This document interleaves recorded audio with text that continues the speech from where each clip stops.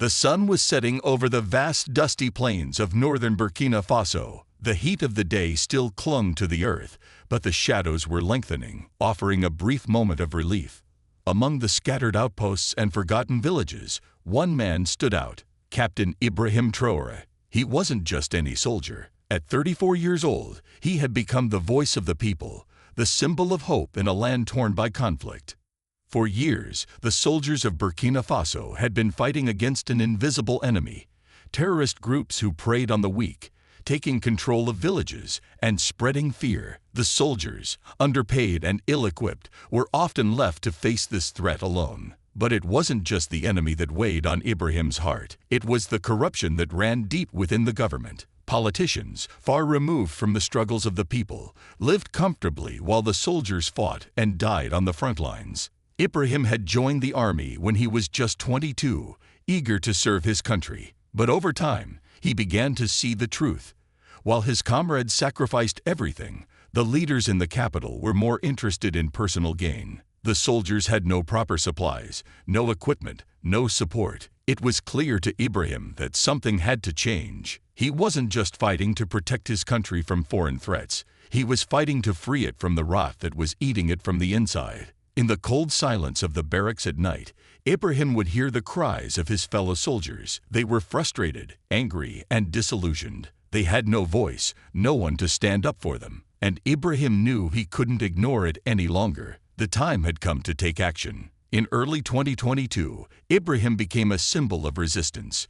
The people of Burkina Faso were tired of the endless cycle of violence, corruption, and broken promises. When the previous government failed to protect them from terrorist attacks and growing insecurity, many soldiers, led by Ibrahim, began to question their leaders. The military was no longer just an institution. It was a force for change. Then came the moment that would change everything. On January 24, 2022, Ibrahim and his fellow officers staged a coup. They overthrew the government that had failed the people and seized control of the nation. Ibrahim, now a captain, stood at the helm of this new movement. He wasn't looking for power. He was looking for justice. He wasn't just fighting for control. He was fighting for a country that could stand on its own, free from the influence of foreign powers and corrupt leaders. The path ahead was uncertain.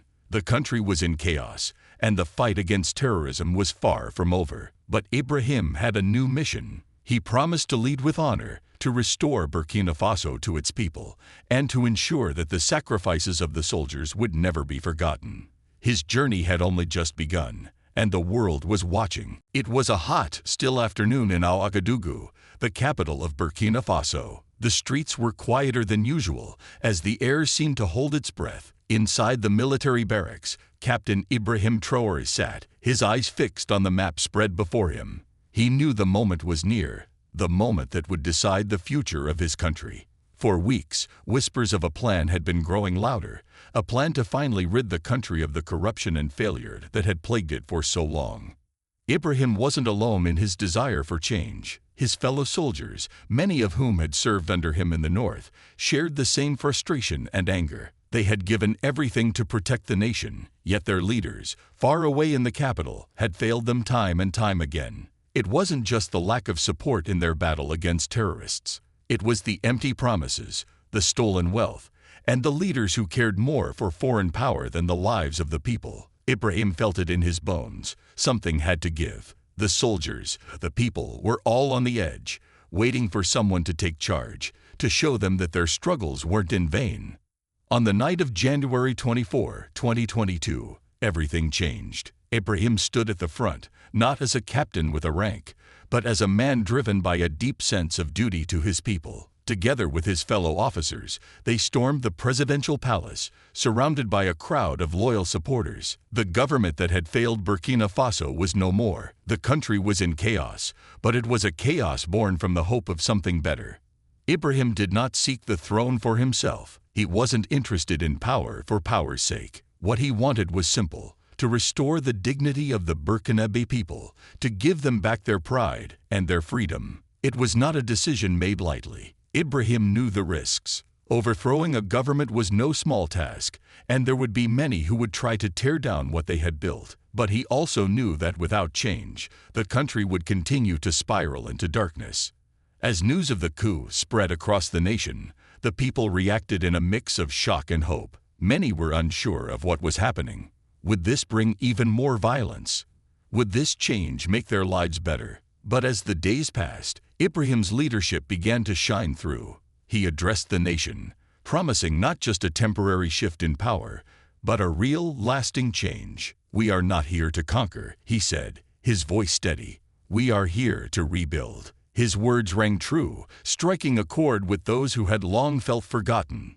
The soldiers who had followed Ibrahim now stood proudly by his side. But they weren't just soldiers anymore. They were patriots, fighting for a cause bigger than themselves. Under Ibrahim's leadership, Burkina Faso had the chance to heal, to grow, and to find a new path forward. The challenges were immense, but Ibrahim believed that together they could overcome anything. The coup was just the beginning. The road ahead was uncertain, filled with obstacles.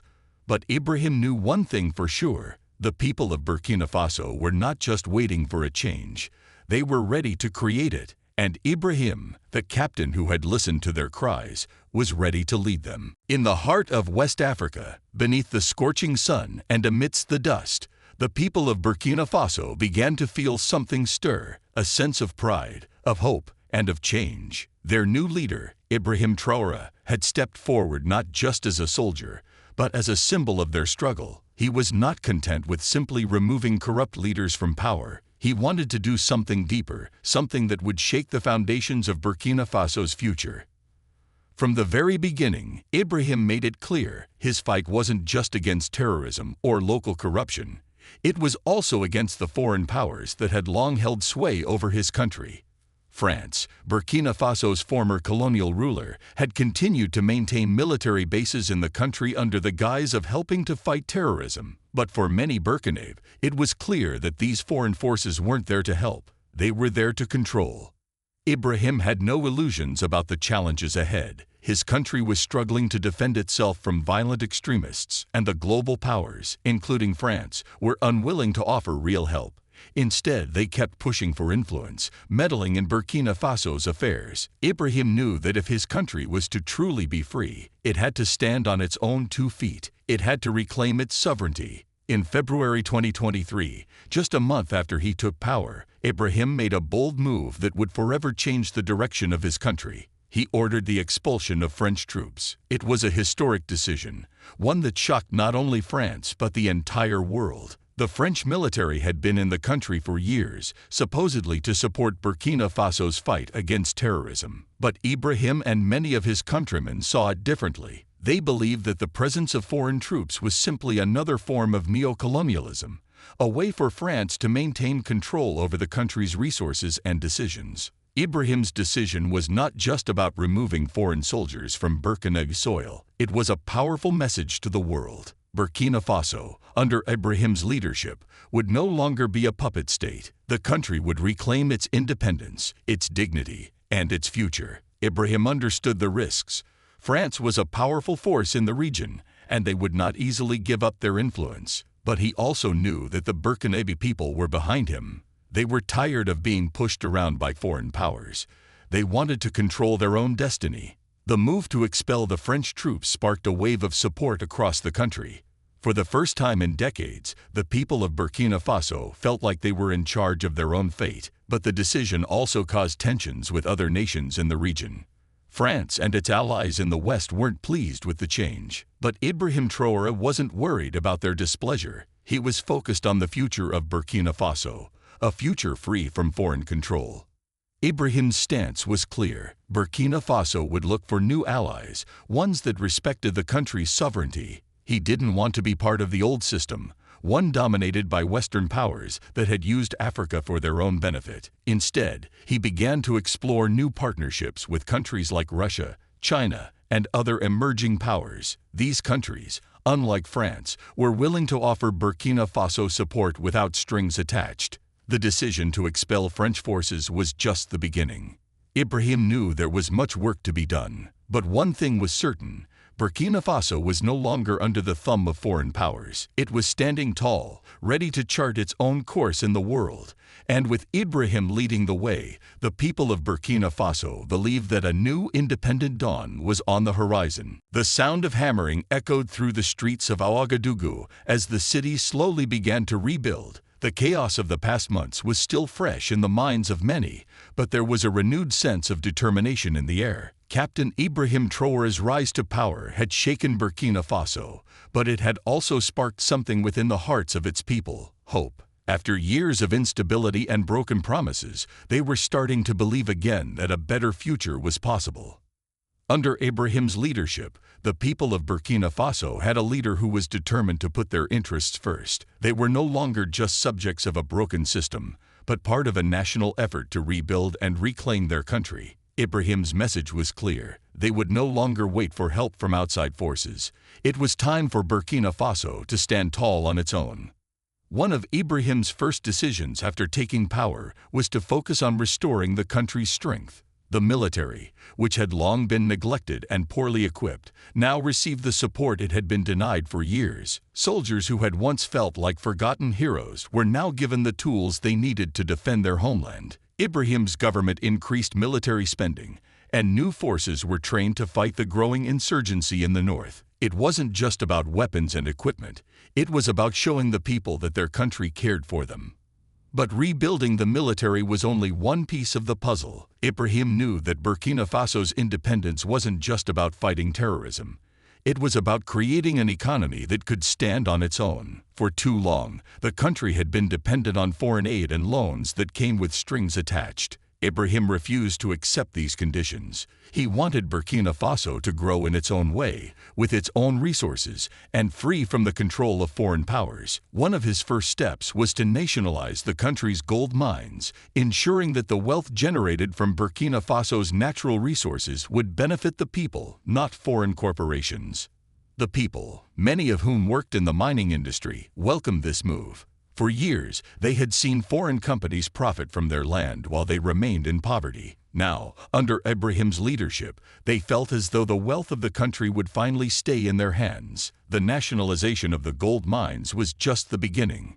Ibrahim's government began to invest heavily in other sectors, including agriculture and infrastructure. A new airport was under construction, and roads, once forgotten and crumbling, were being rebuilt to connect the country more effectively.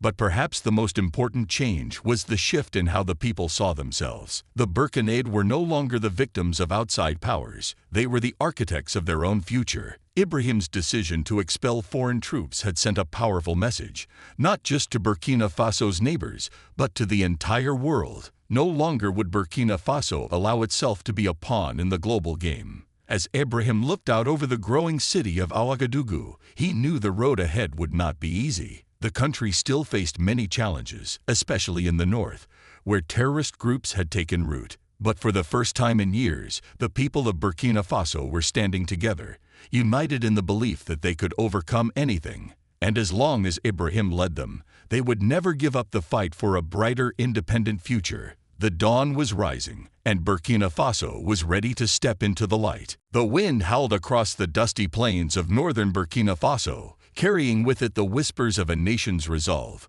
The country had faced many storms, both literal and metaphorical, in recent years. But now, under Ibrahim Traoré's leadership, the people were beginning to feel something they hadn't felt in a long time: a sense of unity and purpose.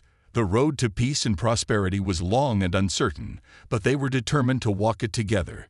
In the north, where the threat of terrorism loomed large, the soldiers who had once fought with outdated weapons and no support were now better equipped. Ibrahim's government had worked tirelessly to bolster the army, bringing in new equipment, drones, and helicopters to fight the insurgents. But it wasn't just the technology that made the difference. It was the spirit of the men and women fighting to protect their homes.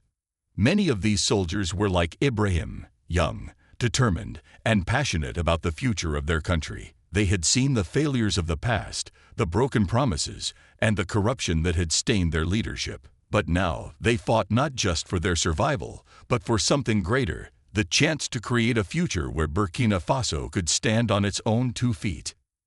Ibrahim, who had grown up in the north of the country, understood the challenges better than anyone. He had spent years there, watching the poverty and the violence that had gripped the region. He knew that simply defeating the terrorists wasn't enough. To truly secure the future, Burkina Faso needed more than just military strength.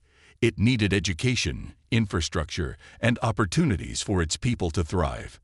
He had already taken steps to build a better future. Nationalizing the gold mines was one example of how Ibrahim was determined to put Burkina Faso's wealth into the hands of its people. But there was more to be done. Ibrahim's vision for the future of his country wasn't just about military victories or economic growth. It was about creating a nation where every Burkinabe citizen could feel proud, safe, and free.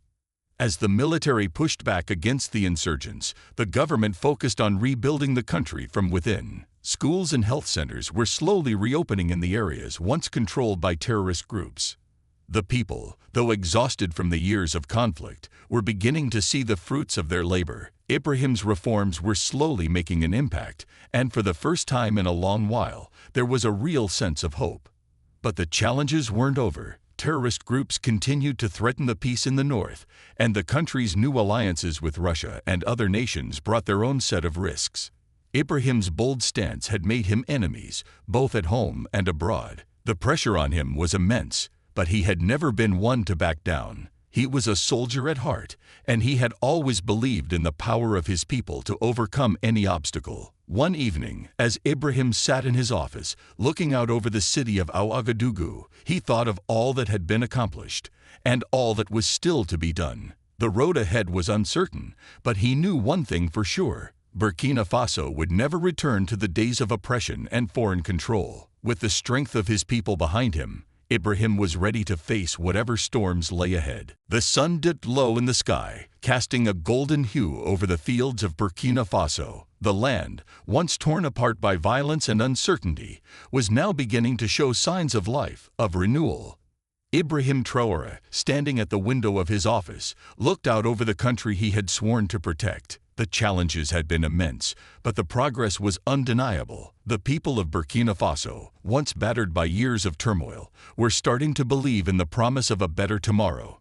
In the heart of the capital, Ouagadougou, the streets were filled with a new energy. Markets bustled with activity, and people walked with a renewed sense of purpose. They no longer felt as though their lives were dictated by foreign powers or corrupt leaders. They felt like they were taking control of their destiny, and Ibrahim was the beacon guiding them. The young president had made it clear from the beginning: Burkina Faso would not be defined by its past. His vision for the country was bold and uncompromising. No longer would Burkina Faso be dependent on foreign aid or the whims of distant powers. It was time to create a self-sufficient nation, one that could stand on its own in the global arena.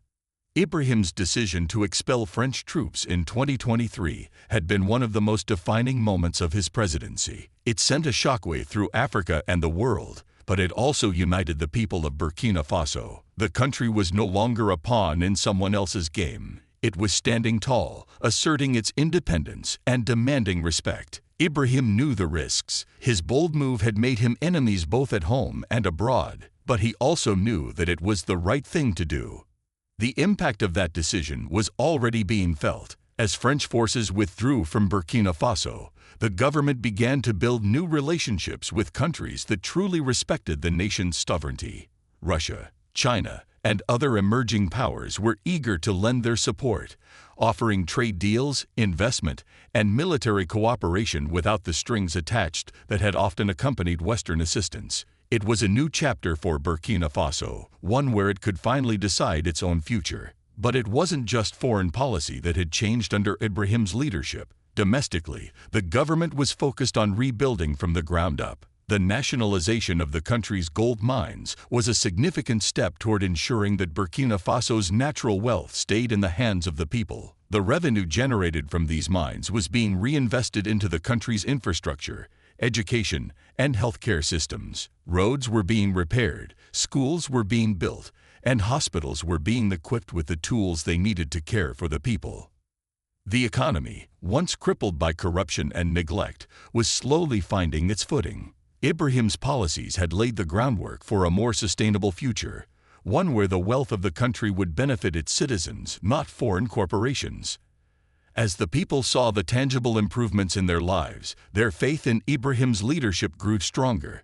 The road to recovery was far from over. Terrorist groups still posed a threat, and the scars of the past would take time to heal. But Ibrahim Traoré had given the people of Burkina Faso something they hadn't had in years: hope. And with hope came the belief that together they could overcome any challenge. The country was no longer a place defined by violence and instability. It was a place of rebirth, a nation rising from the ashes. And as long as Ibrahim stood at the helm, the future seemed brighter than ever. The air was heavy with the scent of rain as dark clouds gathered above the sprawling hills of Burkina Faso. It was a reminder that no matter how far they had come, the country still faced storms on the horizon. But in the eyes of President Ibrahim Traoré, there was no fear, only a quiet determination. The journey of rebuilding a nation was never going to be easy, and the challenges ahead would require more than just leadership. It would require the full strength and spirit of every Burkinab. In the northern regions, where the conflict had been most intense, soldiers continued to fight against the remnants of terrorist groups that sought to destabilize the country. Ibrahim knew that security was paramount, but he also understood that lasting peace could not be won with guns alone. It had to be built from the ground up, with the hearts and minds of the people. The young president had always believed that the key to Burkina Faso's recovery lay not only in military success, but in the unity of its citizens. Over the past 2 years, his government had worked tirelessly to build bridges, restore trust, and rekindle a sense of national pride. The days when the people had felt divided and abandoned were behind them. Now they were standing together, whether it was in the city's markets, on the farms in the countryside, or at the new schools rising from the dust. Ibrahim's leadership style was different from his predecessors. He led with humility, constantly reminding his people that he was one of them. He had never been one for luxurious displays of power. In fact, he had refused to accept a presidential salary and kept his military rank as captain. This gesture spoke volumes to the people. It wasn't about wealth or status for him. It was about the nation. It was about working for the future, not the present.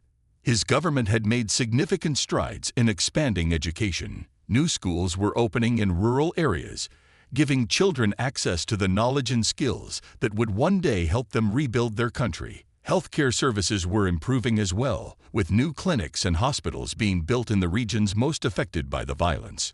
The goal was clear. No matter where you lived in Burkina Faso, you would have access to the basic necessities of life. But perhaps the most significant change had been the growing sense of hope among the people. In every corner of the country, from the bustling cities to the quiet villages, there was a new energy. People were no longer just surviving. They were beginning to dream again. They dreamed of a prosperous Burkina Faso, one where their children could grow up without fear, where the nation's natural resources benefited the people, not foreign powers, and where their voices could be heard on the global stage. Still, the road ahead was not without obstacles. Terrorism was a constant threat, and there were those who opposed Ibrahim's vision for a free and independent Burkina Faso. But with each passing day, the president's resolve grew stronger. He was not just leading a country, he was guiding a movement toward self-determination, toward a brighter future, and toward the unshakable belief that no matter what, Burkina Faso would rise. As Ibrahim looked out over the land that had been his home for so many years, he could see the signs of change. It wasn't perfect, but it was real. The storm clouds might still be gathering, but with the people behind him, Ibrahim knew that Burkina Faso would weather them all.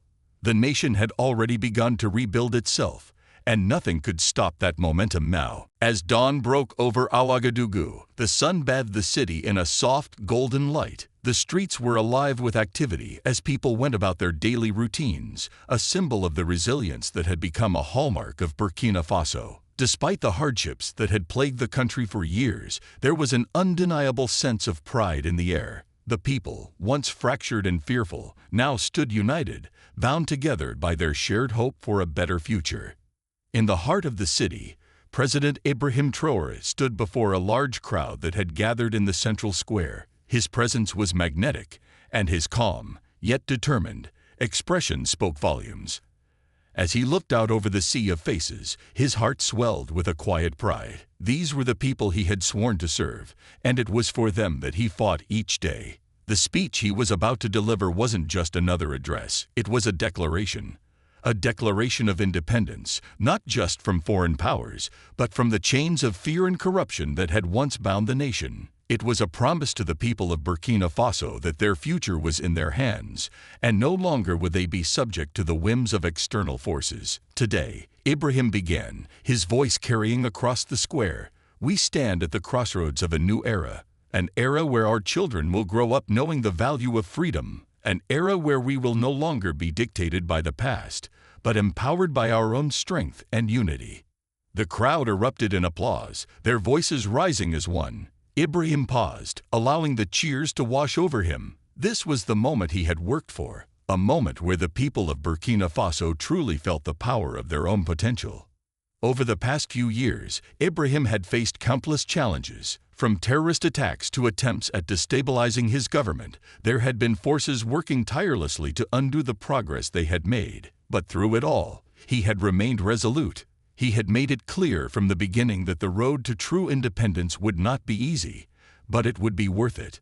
In his tenure, Ibrahim had overseen the expansion of Burkina Faso's infrastructure, the strengthening of its military, and the creation of new economic opportunities for its people. His commitment to eliminating corruption had inspired a new generation of leaders, and his refusal to accept foreign intervention had sent a strong message to the world. Burkina Faso would no longer bow to imperialism.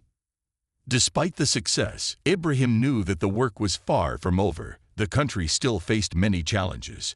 Terrorist groups remained active, and the scars of past conflicts were still visible in some regions. But he also knew that his people were stronger than ever before. They had shown time and again that when united, they could overcome anything. Ibrahim Traoré was no longer just a president. He had become a symbol of the power of self-determination, a leader who had guided his country through its darkest days into a future full of promise. His legacy would not be defined by battles won or lost, but by the unyielding spirit of a nation that refused to be silenced. As he looked out over the crowd one last time, a sense of peace settled over him. He had done everything he could for his country. Now it was up to the next generation to carry the torch and continue building the future that he and so many others had dreamed of. A future where Burkina Faso stood tall among the nations of the world, free and proud.